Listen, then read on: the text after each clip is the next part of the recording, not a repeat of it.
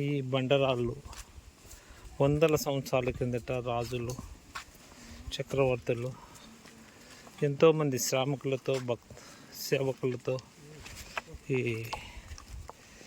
బండరాళ్ళను పరిచారు. ఎంత ఓపికతో చేశారు. ఈ బండరాళ్ళ మీద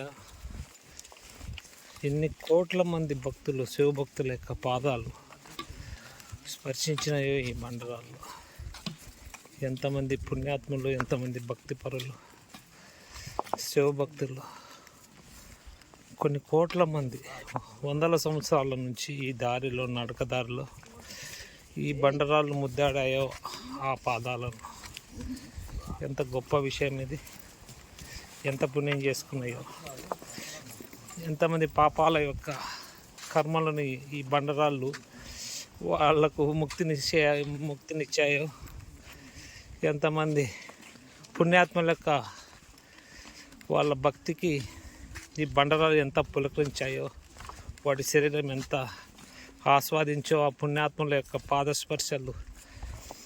ఈ బండరాలు ఎంతో పుణ్యం చేసుకుంటే కానీ ఈ బండరాలు ఆ పుణ్యాత్మల పాదాలు స్పర్శించిండవు. నిజంగా అద్భుతమైన విషయం కదా ఇది. ఎన్ని ఏండ్లు, ఎన్ని వందల సంవత్సరాల నుంచి ఉంటాయో ఈ బండరాళ్ళు. గొప్ప విషయం ఇది. నడుస్తుంటే నాకు స్ఫురించింది ఇది, మీతో పంచుకుంటున్నాను. నచ్చితే కామెంట్ చేయండి ఈ విషయం.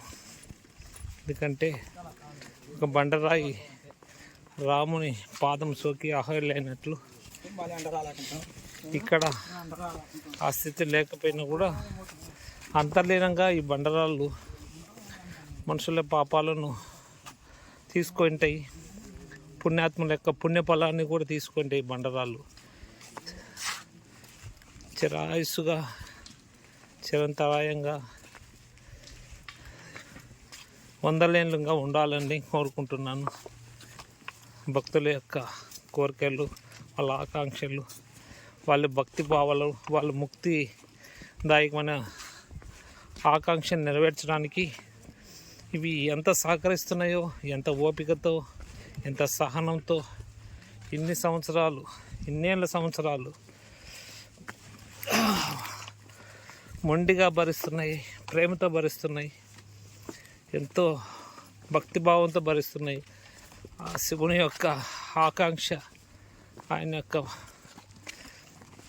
దర్శనం కోసం వెళ్ళే ఈ భక్తులు కర్ణాటక నుంచి, మహారాష్ట్ర నుంచి, అమ్మ పుట్టింటి వాళ్ళు వందల సంవత్సరాల నుంచి వస్తున్నారు. వాళ్ళ యొక్క ఆకాంక్షల్ని నెరవేరుస్తున్నాయి. ధన్యవాదాలు.